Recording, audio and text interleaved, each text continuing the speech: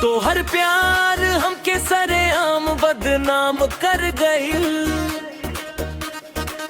हमके शराब के नशा में गुलाम कर गई। ना जी पावतानी ना मर पावतानी, ऐसा न सर भइल तो हर प्यार के कहानी।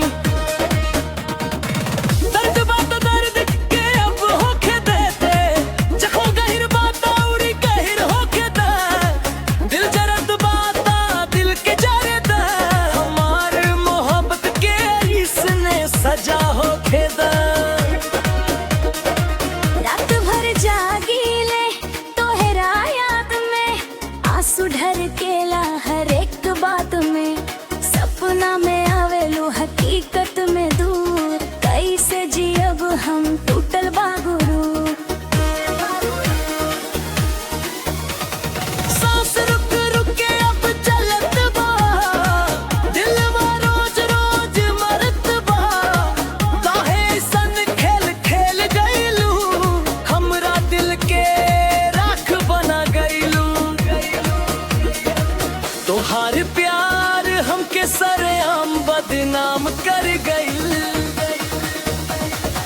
हमके शराब के नशा में गुलाम कर गइल।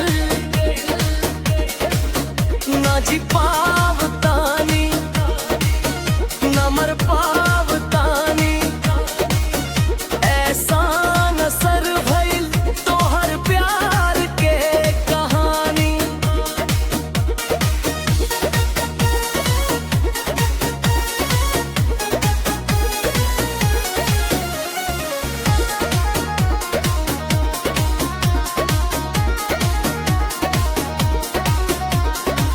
तोहर खातिर दुनिया से लड़ गईनी, अपन खुशी के खुदे छोड़ गईनी।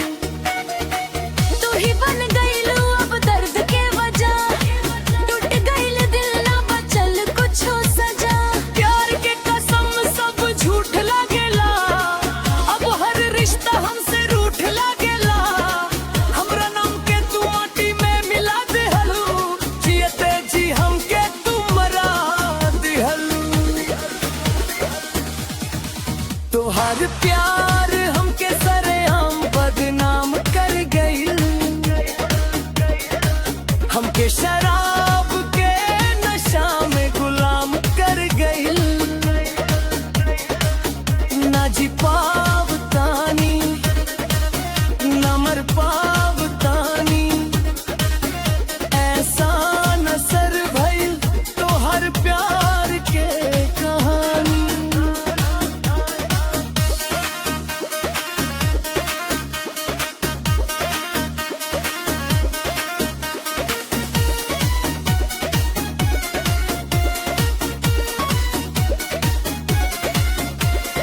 अब न कवनो आस बा, ना कवनो विश्वास बा, तू छोड़ के गईलू जब से, जिंदगी बस एक प्यास बा।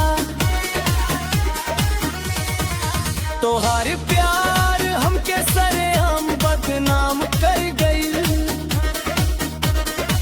हमके शराब